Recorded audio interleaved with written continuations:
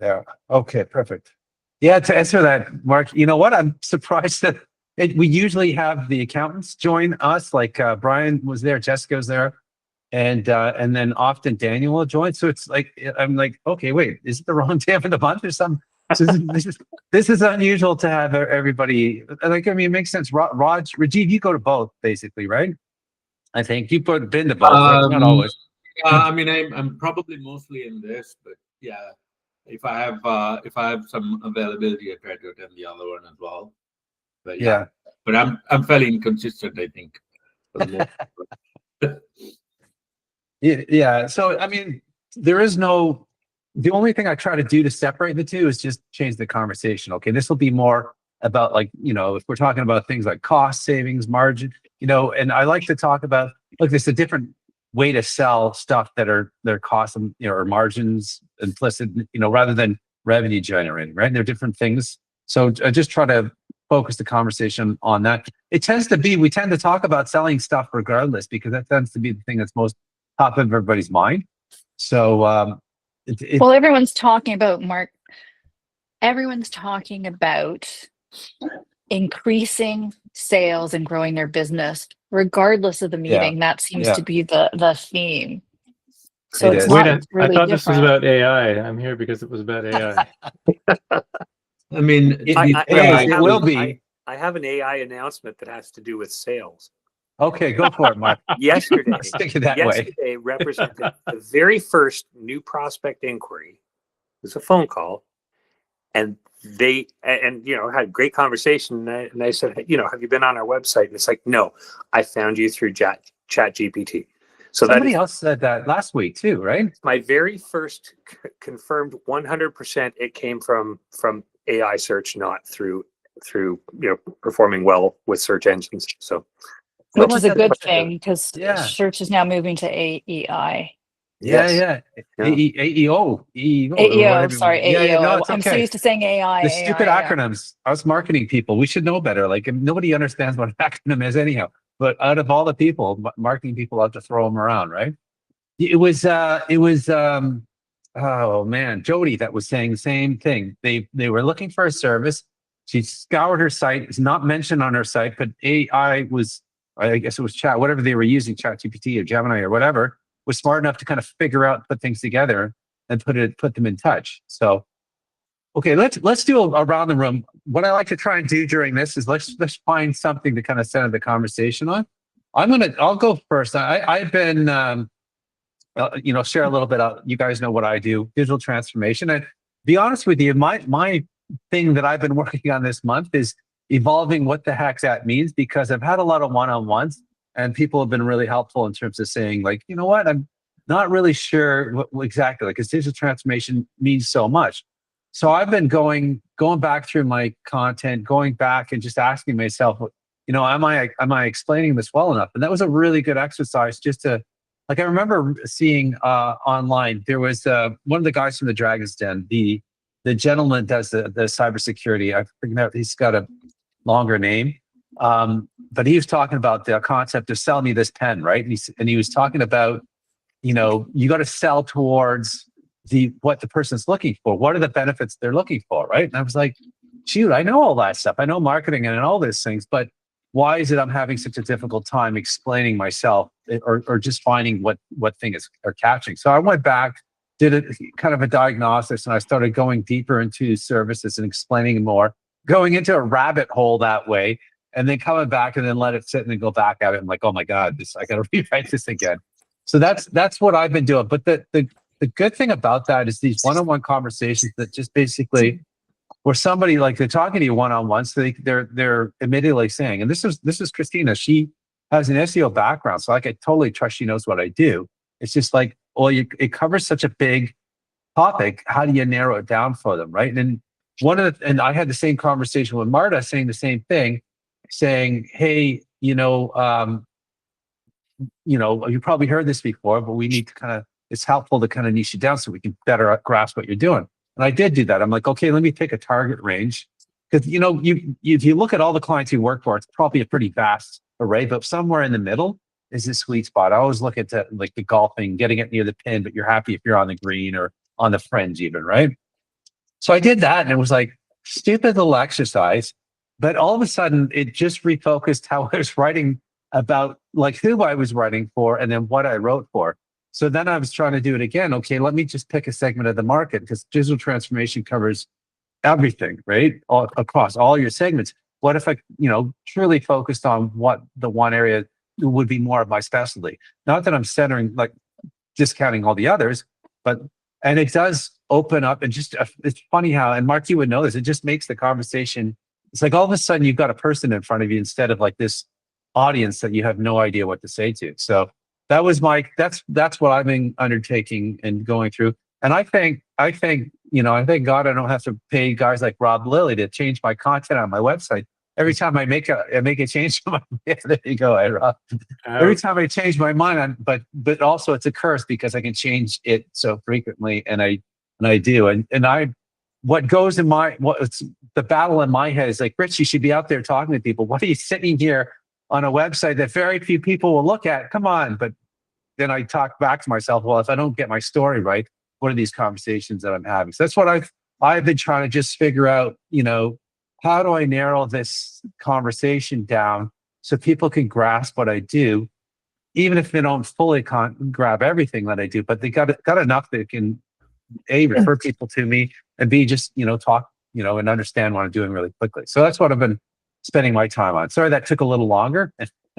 That's also a good sign that I need to work on that as well, that it takes so long to get that out of the mouth.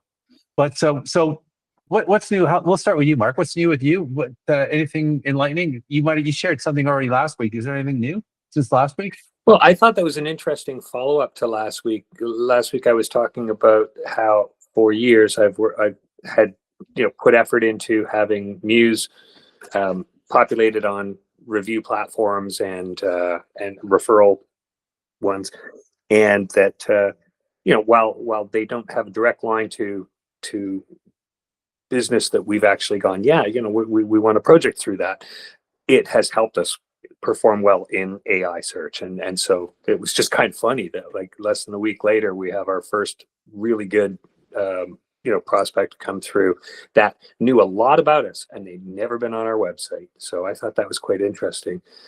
And the fact is that you pretty much can control what is said about you on all of those review platforms.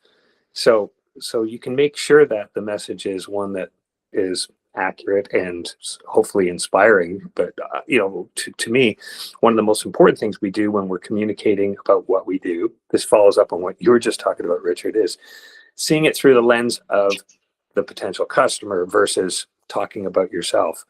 You have a what you do, and it's digital transformation, but the why you do it is, you're answering a question of like, are there companies out there that are struggling to keep up with the changes that are taking place technologically and the business landscape? The answer is yes. So you do that. I always use this as an example, is that, if you're an insurance salesman, you don't go up to somebody you meet at a party and say, "Hi, I'm Mark and I'm in insurance." Usually because people go running the other way and they have a history of scaring people off. But if when you meet somebody, if they say, "Oh, what do you do?" If you said, "I help give people peace of mind and plan for better outcomes in the future," somebody would be like, "Oh my God, who wouldn't want that?" Right now, you want to ask more, and at the end of the day, as Simon Sinek says, I just happen to sell insurance. Like that's almost like the least important part of the conversation. So the fact that you do digital transformation, that's a term you use. It's a term that other people in business may or may not understand. But there's a lot of people out there who their eyes would glaze over at that. So you actually have to, position yourself as The benefit. What that you're valuable. Yeah, you know that you have value, and you know that value can benefit a lot of other people. So you have to sort of present yourself as, this is what value I bring to the world. It's way more interesting, and it makes it a lot easier to talk about what you do from the viewpoint of, here's why you should care. Yeah. No, I like that. That's great advice. And I like the Clutch Awards. I always got stuck saddled doing those write-ups for the agency after the project, trying to chase down the project team who's on another project to get all the details to submit those clutch reports. And I was like, why are we doing that? Like, I get it. Awards are really important. I always thought about it as the thing you get and you receive at the end, like the recognition from the award. But actually going through the process of actually telling the story and sharing that and getting all that content together is hugely valuable as well when you can. Well, I was just going to say, because not everybody on the call may understand what Clutch is, but Clutch is another review platform, and they help companies identify suitable partners for their marketing or technology needs. And what I thought was great about them when they first came out is you don't get to write it. What you do is you submit the client name and contact information. Probably a good idea to let the client know or get permission in advance that you're doing that. But Clutch contacts them directly, interviews them, and they craft the review. Oh, so the ones I've done, we always they have a form that you fill out. And so maybe there's two different ways, but I like that one better. I like the Clutch going and talk, because that's a more legitimate story.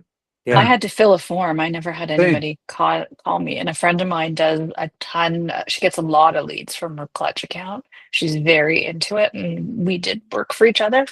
And it was all filling out a form. And I just found the tricky thing with Clutch is it's an onerous form to fill out. So the client really has to be motivated to leave you a review, good or bad or ugly, good, bad or indifferent. They have to want to do it because it's a lot of work. It's, it's not an easy thing. I didn't realize that it had moved to just, another forms-based thing. I think there's two different ways. There's a pay to play with Clutch, which I think I'm writing the form often on behalf of us and the client and submitting it that way. But I guess, I would never want a client to have to go through an onerous process for your benefit, right? Unless they're getting something out of it. What I liked about it is that, first of all, obviously you're going to ask a client that you're pretty confident is going to give you a favorable review, not necessarily, it doesn't have to be a 5-star. 4.9 is a really authentic review as far as I'm concerned, because nobody's perfect. But what's nice is that the client, after they say yes, and they know they're going to be contacted, they just have to speak to somebody and answer questions, and it's all recorded, and then they craft it also. Although the person still has to do the thinking, they don't actually have to type. They don't have to compose. Their interview is actually what creates the review. So it may have changed. I haven't done that one for a long time now. Okay, that's good. But we've got 4 solid reviews from really great people on there, and and it's in their own words, which I think we've all experienced this at some point where, you'd like a review or a referral from somebody, and the person says, oh, sure, just, write whatever you want and I'll put my name to it. Yeah, it's like, I've had that. I literally will say, no, honestly, if I don't want to tell you what to say, and I don't, I appreciate that you're willing to endorse, but if you're not going to actually do it in your own words, it doesn't mean that much to me. I want it to be authentic.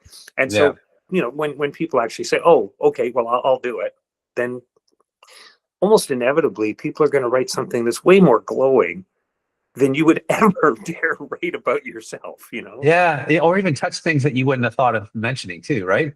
Which is very informative. Eden, you look like you're on the cusp of saying something. Are you? Yeah, I just wanted to talk about, because I've just gone through it, and I'm going to go through it a bit again, because we're changing how we talk about the services Spodek & Co. offers, because actually I'm changing the way that I want. I pivoted a bit and want to focus on very specific things that bring me joy. That's my, I'm in a different place in life. I don't want to grow the business. I want to grow the business to be big enough so that I'm working at at the capacity that I want to be, with a bit of help when I need it, with great people, great clients. And so part of it is, some people are familiar with your industry and a lot of people aren't. And I have one client in particular who wants to feed her clients into me, and they have no clue about marketing or communication speak. So she's really helped me, because I know I tell the client, right from how you're going to help solve a client's problem. Don't talk about what you do. Talk about how you can help them, how you're the solution. I just got an email today from Google Gemini 3, inviting me to try it free of charge. I just want to read the 3 bullets of what you can now do. And I'm someone who works in tech. Excuse my language, but I don't know what they're saying. Oh, good. Go for it. Yeah, So yeah. there's 3 things. Vibe code. Build your web apps with exceptional zero-shot generation and richer AI. Reason across modalities. Handle complex multimodal inputs with state-of-the-art reasoning. And 3, build agents. Utilize improved agentic coding, tool use, and instruction following. And just to add more to this, I spoke about AI at a conference last week, and I have worked with and still work with 2 or 3 clients who are in the AI development space. And I'm saying, what the heck is Google trying to tell me? Because Google had Gemini write this and didn't think about their clients. You know what? They're usually really good. They're usually really good, those one-liners, but yeah, that's horrible. It's terrible. I get the gist of it, but a lot of that language is fairly new, like agentic and stuff like that. Like, I think people can figure that stuff out, but that's fairly new language. Not Well, everybody's what's exceptional zero-shot generation? I haven't What got a does clue. that mean? Exactly. Ali, any idea from an engineering background? No. I'm not sure. Just I think this jargon that they're using right now, but from the engineering perspective, from machine learning perspective, it's already done. It's just everything is just marketing now from Gemini. Yeah. Modality, I think I understand in terms of, like, they used to talk about modalities of being different ways of presenting, like the interface to you, basically, right? Like, is this window, that window, mobile versus, audio versus speech, visual, whatever. Those are modalities. And I could even be wrong about that. But what do they consider state-of-the-art reasoning? What is that? Is it Yeah. like a human? Is it like somebody trained at MIT? That don't would be more decision-making stuff. And ironically, I understand the most tech bullet, I think, of all of them, which is build agents, utilize, which I hate that word. I don't know about you, Mark. Utilize improved agentic coding, tool use, and instruction following. It's crazy. I had to look up zero-shot learning just as it relates to machine learning, and it says it's a machine learning technique where a model can classify or recognize new concepts it has never been trained on. So zero shot means it can go to it without having previous experience. So guess what that really is, which if they wanted to use the right term, which still would confuse people, because I have a client who's the first in her space and now she says Google's trying to say they were. It's really ontological AI. Ontological versus large language models. Well, an exceptional zero-shot generation is no easier to understand than ontological AI, the reverse. So explain I can't even say that word. So explain that word for me. The second one, ontological. Yeah, I have a hard time. Do you know, Mark? Do you want to? I can take. I'm just starting to hear ontological being used, but it's. I mean, we started working with an AI space client 15 or 12 years ago, say.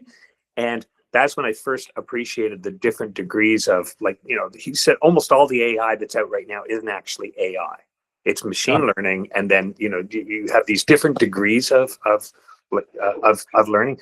Ontological is inferring that getting closer to being thinking. Oh, okay. Because really, there's not really thinking taking place with most AI. It's just pulling together things that make sense. Well, and my client would explain it a little differently. So she always uses an example of, think of a baby or a puppy, and they learn to recognize very generic things, like they can start to recognize a face and they can recognize eyes and the features on the face. And then they may learn their mother, their parent's face or a close friend or relative's face.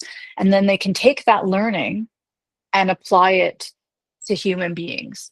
And then they start to learn that living mammals might have a head and 4 arms and legs, right? And so they can start to apply that knowledge to and they can teach themselves, because the situations, they learn to adapt their learning to the new situations. Okay. So, it's, however, like, to me, it's no easier to understand or more difficult than zero shot? Like what, it sounds like a cool, we're going to all walk around talking about zero shot. Is that like saying 6-7? Like, I don't Yeah. know.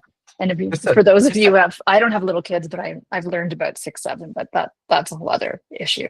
Just to add that, Gemini. So I had an opportunity when it first came out to explore, start using Gemini. Sure, I'll try it, liked it, loved it. And then I think I paid extra to include it. And then, you don't have to pay extra anymore. It's automatically included. Yeah. And the latest messaging now is upscale to the latest version of Gemini. I'm like, what the heck? Do I have Gemini? Do I not have Gemini? Like, where the hell am I in this buying spree that we're doing? Yeah, it's completely confusing. It just moves a little too fast, I think. So that's it. So you're trying to resell yourself, reposition yourself to get the right client, looking through the client sides. I'll be honest with you, I find it extremely hard to flip and look at myself from the other person's perspective. I don't know what it is, but I just find that really challenging. But That's a good example of where I would ask other people to help explain to you what they think it is that you do. yeah, And then in the correcting, you can figure out where there's a gap. And then the other thing is, to me, that's also a place where you might go, if they know you well enough, to your friend LLM. Like I would go to ChatGPT because my paid version knows me quite well at this point, and I might ask it for help. So like when I was looking at our new homepage, which is still a work in progress in terms of the language, I had an idea of what I wanted it to say and put it all together. And then I fed it back and I said, I want you to take this. I want you to think of it in terms of 3 things. First, human search, 2, SEO, and 3, AI search. mm-hmm. Because if you're not writing to humans, it doesn't matter what, and Rob point. might have more to say. What's the point of doing SEO? What's the point of doing AEO? If you're not writing for humans, you're gonna lose eyeballs anyway. Drive them where you want, they're gonna go boom and leave. You have to be able to articulate what you're saying, what you're doing to your audience. On that note, I remember back in the early days of SEO when things were starting to launch. I was working at Jan Kelly back then, digital strategy, and I had to work between the traditional writers, the traditional copywriters, and the SEO writers, and trying to bridge that gap. And I'm like, you just got to expect that you're writing to a person. If you don't write to the person, you win the race, but that person will get there and have no idea. Like, because our SEO guy was doing all kinds of crazy things to win the conversation, but make the page so much more confusing to read. But the winning thing, and this thing, I did a little copywriting for Rob one time. And the one thing, and actually this guy pointed out, you assume a lot of things when you're writing copy for the human. You assume a lot of they're gonna know things that the machine needs you to be absolutely specific about. Like, for example, I think I've told you this example. I used to work for a mutual fund company. We had an entire big website, lots of content on it.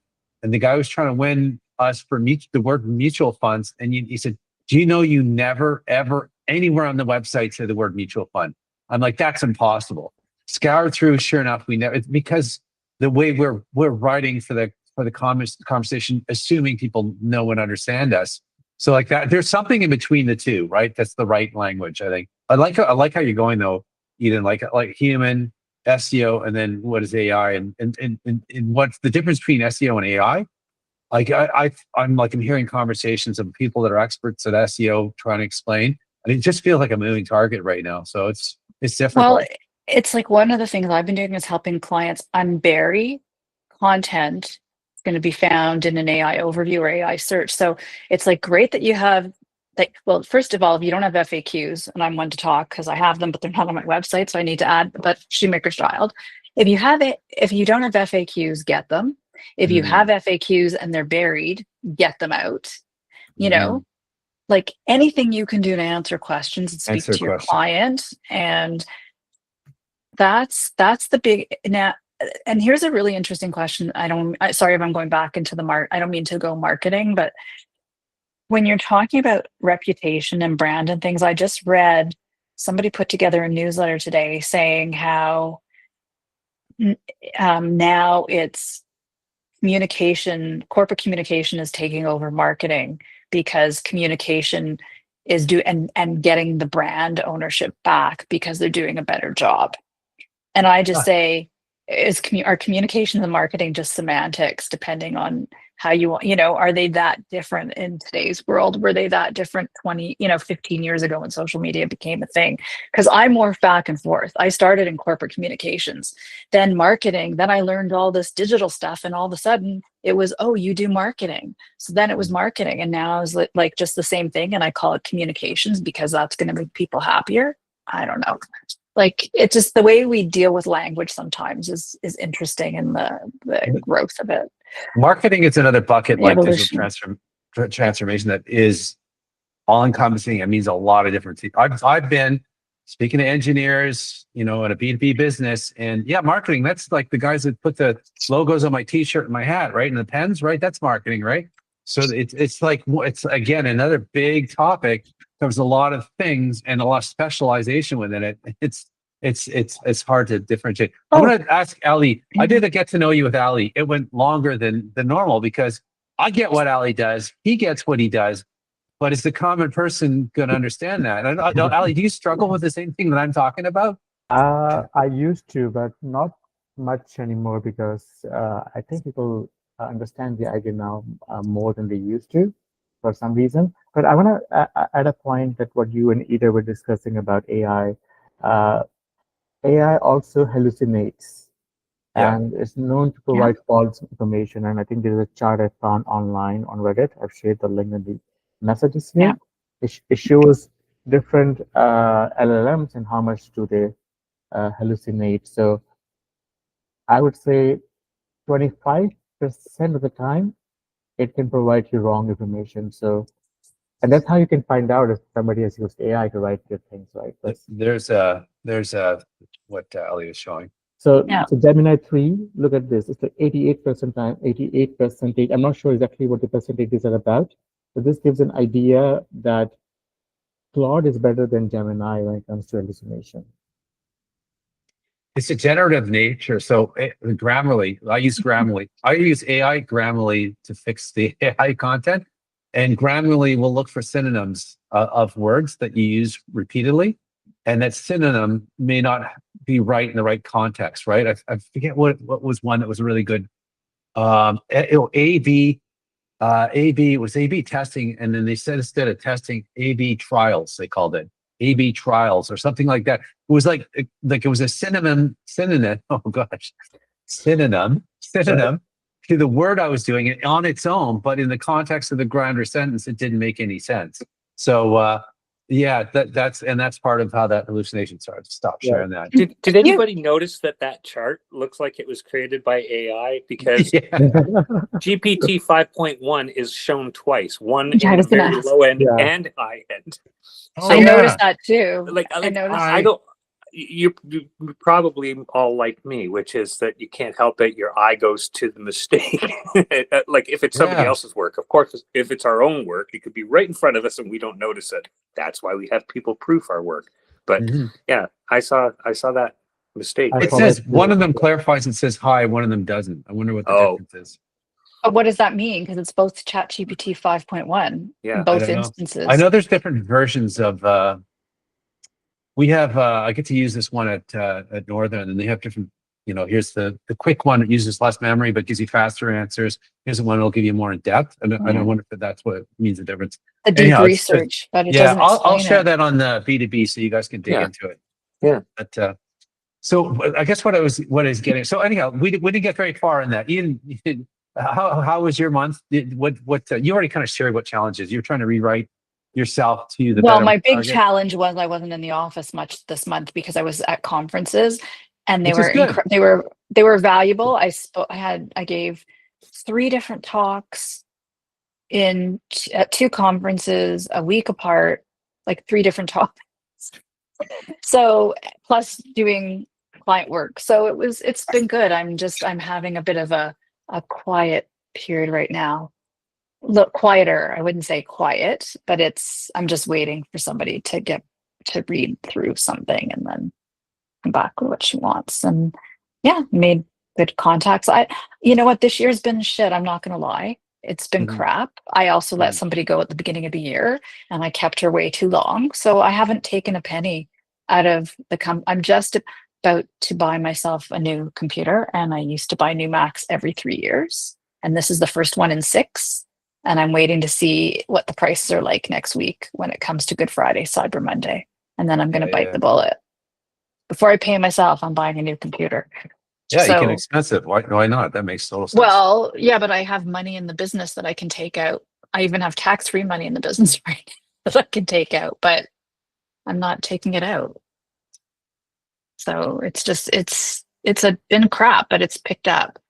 And those speaking engagements I think have helped. Like the things that got me there and really trying to lean into what I want to do. I also think, I don't know if anyone else has observed this. Sorry, I'm probably taking too much, but I think there's a trend. I think people were holding on to their money from the time Trump came in with all the tariffs until mid to late summer. And then people either got, oh, well, there's been an election here, things might change, or we've been sitting on our hands too long, we have to move. And now I think we're just learning to work and support each other. If we all work together and have each other as clients, like Canadians have, then the economy is going to, on the B2B side, it's going to help stimulate things, right? Yeah. So I think people are getting off their hands and starting to move a bit, and I feel optimistic. I think the repetitiveness of the uncertainty has created a bit of a sense of certainty that we know. What do they have? Have you guys heard that taco one? The taco term, like Trump always count chickens out. That was the beginning of the year. Some financial guy said that whenever you're doing these, whenever he pops up, so it was almost like the markets aren't reacting as much to what he's saying anymore, which is creating a sense of certainty almost, just crazy. Yeah, but I'm with you. But we all know, right? You will say to all your clients, when you're going through a period of uncertainty, work on yourself, right? And Mark, you said that before in between downtime.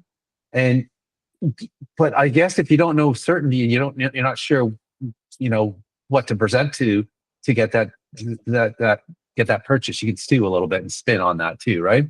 So Ali, so how are things going with you? You said you haven't had to explain what you do as much anymore. The terminology, So I'm a process guy. I work with companies helping them with their processes. Also startups that have around $1 million in revenue, ARR. Those are my ideal clients. So after our conversation, I think it was Friday, November 7th, right? And we had a conversation about. After that, next week, I met someone from TD. And well, TD is my company's partner now. So oh, nice. yeah, so they're gonna give some projects my way. I'm not anticipating much revenue from TD right now, but it's a good name to have, right? So we're gonna work together because TD started working with startups in 2023, so fairly recent compared to RBC. And RBCX has been there for a while, but now TD wants to ramp up their operations and for startups, founders, and small business owners. So I'm glad I got in as a partner. Oh, that's excellent. So you're going to help them help their clients? I'm gonna work with the founders that are looking to scale up. I'm going to work on the startups processes. So the offering that we are doing is called, so my company is called Fractal, and this offering is called Fractal Scale Lab. It's meant for founders who want to scale up, right? So yeah. And if you want to know more about that term, Ali goes into and defines it in his Get to Know Him Better. So, and you can watch it at high speed if you think you can keep up with what he's talking about. Yeah. Okay, Rob, how about you, sir? How's things going? How's the month? And for you, I just saw it last week, so it's not much new. Yeah, I have nothing new to add. Yeah, I think same as Eden a little bit. Things have been slower for me. Things have, I get a lot of business through the agencies that I work with. So I've noticed the agencies themselves seem to be a little bit slower. And a lot of them are actually seeming to be a little bit more self-focused on their own things. So some of the work that I am getting is less client work from them and more, can you do these things on my website, and can we, we've got these programs that we're working on now, and we want to be able to promote those. And so it feels to me like there's a lot more sort of stepping back and self-promotion on their Like side. they finally have time to do it, maybe. Who knows, right? Yeah, exactly. And so, so for me, when things slow down, I was just actually starting to get nervous this morning. But I'm often reminded there's, 3 or 4 big things that are kind of waiting to drop as well. So, and it's funny that when things get slow, it's amazing how they can turn around again quickly as well. So I'm kind of doing what everyone else is doing at this point, is I'm working on some internal stuff and working on a bunch of side hustles that are potential pivot points for, when I no longer am able to make websites because AI is making them for people instead. So I'm just constantly, I'm a little bit of a squirrel. Like, I am always investigating different opportunities for different ways to pivot and things like that. So I kind of enjoy the downtime. And then every once in a while, a big thing will come through that I was hoping wouldn't come through yet, and I have to switch over to that instead. So, yeah, it happens. It doesn't take much to get busy, which is a good thing and a scary thing too, right? So I was going to say to you, on the podcast I listen to, we're getting a lot more ads, and the two platforms I hear advertising quite a bit are Wix and Squarespace. With Squarespace, I hear on Professor G's. And Wix, I hear and CBC. No, sorry, it was Global Mail has a couple of podcasts I listen to, just talking about, and they do a really good job of doing what Mark was saying. It's like, what if you could duplicate yourself? Well, you can with Wix, and it's like, how does that do a website? And then they come around the story. I'm like, oh, it was really well done, good job. So interesting, yeah. WordPress is definitely taking a lower bit of a share now, and they've, I don't know if you all know, but they've been going through some troubles as well, and some battles with WP Engine and things like that, which has been causing some, like just people in the community that are wanting to look at other solutions as well. And so I'll be the first to say, I think there's some amazing other solutions out there other than WordPress.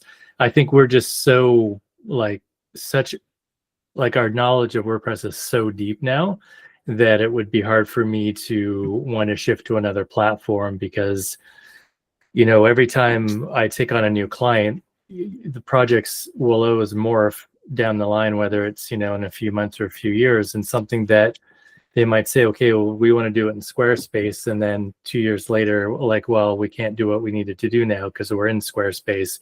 So I'm just always super nervous about investing too much time in other platforms, because I just need what we do to always be as future-proof as possible. Mark's doesn't say there aren't other good ones out there, though. I just wanted to also share the other side of it, which is that it used to be that, we would have inquiries from people and they'd say, oh, we'd like to have a Wix site, or we'd like to have a Square site. And then we have to make a compelling case for why, if you want to work with us, it's going to be WordPress, because that's where we play. And we believe that it is more of a serious tool for, if you're actually building this website for commerce and, to make a living. Right. Now, I find that when we get inquiries for, we like to redo our website and everything, that they want WordPress because their team is familiar with it. Like, it's not omnipresent, but so many more companies have people. I know that they have people on staff who are familiar with being able to do editing, be in the back end, and that is actually helpful. Not that it's not an advantage in terms of the technology; it's an advantage in terms of the user. The fact that people would be afraid to switch platforms at this point because they've got people who've been working in WordPress for years. It's interesting because in that way. We do a little web work, and I've had to switch to these things in here. Okay, we can hear you. Okay, we do a little web work, and clients have been asking us more for, not Wix, sorry, I've got some weird stuff here, more for Squarespace lately. And I forget, we did something that we never used before. And it depends on what their goals are. So if they're not for profit and they're already using Squarespace and they don't have a lot of money, which is a new kind of audience that we're getting by word of mouth because we've got a lean strip down offering for them. We're going to build it in a way that they can maintain it. So we're getting less fussy because we used to do everything in WordPress, and now we're just like, it depends what you're looking to do. If they come to us and they ask us what we should use, we're always going to default to WordPress at the same time. And maybe it's a bit of, we're not being as picky because the times are tough, but at the same time, we now get these not-for-profits that are with tight budgets, and we'll help them. Go ahead, Rob, you got your hand up there. Yeah, I think that's a great way to do it, Eden, because if you're able to work in the ecosystem of that company where they already have staff that are familiar with that, I think that's great. How do you personally deal with potentially having to take on platforms that you might not have staff that are familiar with? Do you try to hire out then? We haven't had anybody ask us for anything that wasn't familiar. The one that wasn't was so close to Squarespace that we figured it out pretty fast. Was it Space Square? Oh, I forget the name. I don't even remember. Was it Web? No, it wasn't Webflow. It was some weird, some strange. Webflow is one. I know Webflow is one. That's what I'm saying. It wasn't Webflow. Was it Doodah? No, I've heard of that too. Okay. I can't remember. I never know if Rob's being sarcastic when he's No, I've heard of these. These are real. These Sorry. are real. But we just had to do a landing page for a client, and I don't remember what it was. I was going to share. Oh, go ahead, Mark. I was just very curious to follow up on what Rob said earlier, which is that like you're going to keep doing this until AI actually just builds web. I think he's got a good runway. I wonder what you actually think is going to happen. Like I know we're getting to the point where you can have AI build you a website.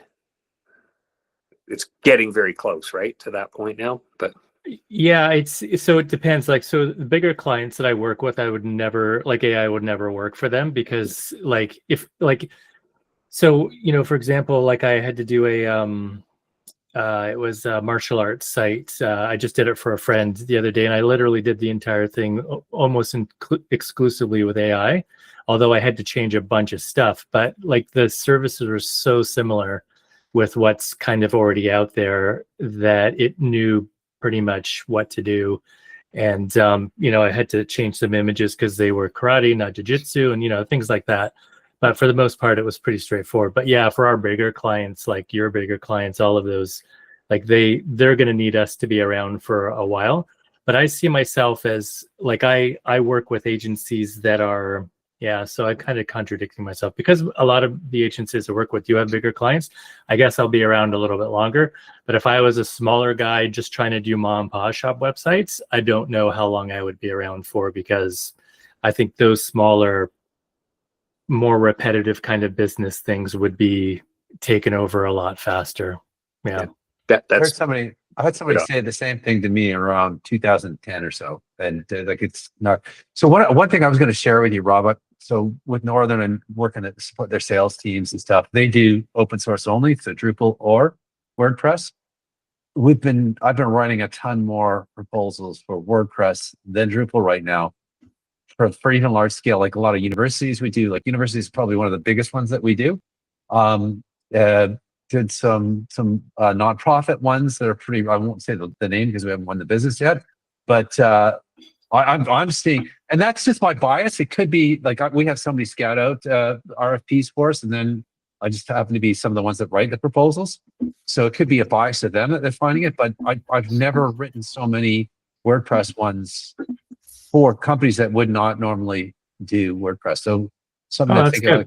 Yeah. So I think it depends what your view is, right? Like, so what you're seeing is not what necessarily everybody's seeing. But I agree with what, like, the other thing is, a lot of the challenges these companies are having are front ends. Like, so they might have a web team, but they don't have a designer, so they need support in that frame. They have a web team, they have designers, but the site's not converting as well as it should. And right now, if you're in the higher ed space, that's a really competitive space right now. A lot of challenges. I took Harper. Rob knows my son. took them to Sheridan College, to where that's my first diploma I got at Sheridan. But went around, did the whole processes, and there's usually a confidence among the program coordinators. Those are the guys that run the individual programs. They're taught about how, bragging almost about how well the students are getting hired, or how easily they're getting co-op jobs. That sense wasn't there anymore, but I think it's their perception because their world is starting to cave in a bit for reasons outside of their control, Right. and outside of the market's control, right? They got into this international students. Like, so when I used to work for Sheridan College, early 2010 to 2013, I think it was international students might have been 10% of the student body. It got to a point right before they put a cap on things that was not uncommon, especially in the colleges, where it's like 80 to 90% of the students were international versus domestic. So really flipped upside down. So try and dramatically come back from that. Anyhow, I don't know where I got on that tangent. Sorry, guys. I'm off on some stage there. I want to hear from Miranda and Rajiv. Yeah, I'll say definitely. this though right before that is that I never hire any students out of college. I'm sure there's some really good ones, so I'm not saying that no one should do that, but I literally had a friend of mine say, "Hey, can you just help this guy because he's just finishing, he needs some co-op work, and he's a really great guy, and he just wants to do a little bit of design work, because we work together. I've shown him the stuff we've done. Can you work with him?" I'm like, "No, but yes, I will do it." And I said, "Okay, well, here's a side project that I'm working on. Can you just redesign the homepage?" And I got probably the worst design I have ever seen in my entire life. And he just finished his graphic arts schooling, and anyways, so I don't know why I said that, but just I was probably wrong in that whole experience, and I'm sure you all would experience so much better. So I was hoping for a feel-good story there, Rob. sorry, Miranda. Well, Rob, I can actually support you on that because the one Oh person no. that we hired who actually went to, I don't know what it was, Guelph Humber Media, whatever. So it's a university degree. She had not a clue what to do in most aspects of the job. She did not know how to set up a light, how to set up a microphone, how to set up a camera properly. She did not learn anything in college, unfortunately. Oh, boy. And it was, and I don't know if it, never again, because we've always hired very young people who we can train, who haven't been trained by somebody who trained them badly. So Right. we've always been able to train them to work with our style and do it the way we want it done, to a much higher standard than what a university lecturer, who's not in the real world, I'm sorry they're not, but never again. And we really tried, and it was like I was shocked. I'm sure both of our experiences are unique in that it doesn't happen to anyone else. It only happened to us. So Rob, No, you and I went so. to we went to that chance. I used to teach back in the early 2000s, and I hired my best student, and I marked his stuff, and really smart kid, and he actually ended up doing really well. Like if you hear what he's doing now, he's VP or whatever. I thought you were talking about me. No, yeah, this Rob was a student as well. Look at him now. All because of you, Rich. But Rob, Jeremy's done phenomenal since he's onto the market. You look at his LinkedIn profile. Yeah. But when we hired him, like he's running code for a site, and I'm reading through the code. I'm like, did you run this code? Because I know I know it's not going to work. Did you actually run this code? It never worked. Did you ever hit run? But Rob, I think because it's a creative space, the person actually has to have a creative mind, and they have to want to push their creativity more and more every day. So, and I don't want to say some people have a lazy mind, but some people will just do like the bare minimum. And this is what my professor told me, and this is how we did it for the 1 hour that we did it this week. And not actually have the creative capacity. And I'm sorry, but that's not something that can necessarily be taught. It has to be something that someone has inside of them. It is how their brain functions. So they have to always be looking for something that is better. And I think that's really a challenge with creative industries, is that you can't just teach people to do something and expect them to do anything amazing every time. Yeah, Well, that's I very can fair. Yeah, I I've can see seen this on Mark both biting sides. Mark biting his tongue there. So Oh, I was gonna say, I taught at McMaster for 9 years, always as a sessional lecturer. So I was always a working, prof. And I went to Mac, Mark. That's awesome. I wonder if we ever. I don't know, but I did teach computer graphics at one point, human computer interface design, and I taught history of graphic design, which was, I loved teaching that. But there was the extremes, and that was something that I wasn't sure. Going back into the classroom there, I saw brilliant students. Absolutely, I just knew they were going to be successful. And then there were functionally illiterate students. And this transitions to hiring. I have been at an agency where they've hired somebody because they, great personality, big personality, they presented really well. Nobody ever sat them down and said, write something for me. And I would not hire anybody, even as a co-op student, without actually saying, be happy to have you come in and we'll do a little evaluation. And I want to see them write with paper and pen, because I need to know, can you spell? Can I read your writing? I don't care what you can do on a computer with all the assistants and everything. I want to know, do you have the basic skills? And that is something that it used to be that if somebody had a degree, you could count on that. But that is not the case anymore. From high school, they get pushed through with a lot of potentially missing skills, and then they get pushed through college and university, and they graduate, and they, I know that when I graduated from Sheridan College, you want to go out there and change the world. Like, you go out there and you go, I've got all these skills and everything. But what you realize very quickly is that your knowledge that you've got in your program is just enough to make sure that you're not completely useless to the first company that gives you a chance, so that you can actually learn some real experience. And that's, that humility is really good, because then you go in and, you're gonna approach the job differently. You can still have your high ideals and ambitions, but you got to know your lane as a student graduate. Yeah. When I first started working with Richard, he made me do wax on, wax off for the first 8 weeks. I had to call him Mr. Miyagi from now on. Good. Go ahead, Ian. Wrap this up, man. Get us on the straight and narrow. I'm just going to be partly devil's advocate and partly parent.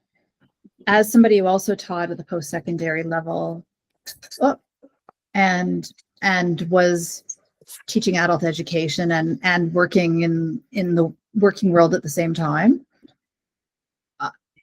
I would say, just because somebody goes to school, just because they're good at doing assignments, doesn't make them an ideal employee or skilled in the real business world. I would also say, in defense of people who have fine motor issues, who can be very bright and gifted, having them write with a pen and paper in 2025 is not necessarily a fair way to do things. They have literally grown up in the computer age. My son's 27. He's a CPA. He's well-rounded. He almost went to drama school and decided to go to business school. He can't write. He had fine motor, he can write chicken scratch, but he can talk. He could probably type you a story under the table, like I'm telling you, and dance circles over a lot of people who are working.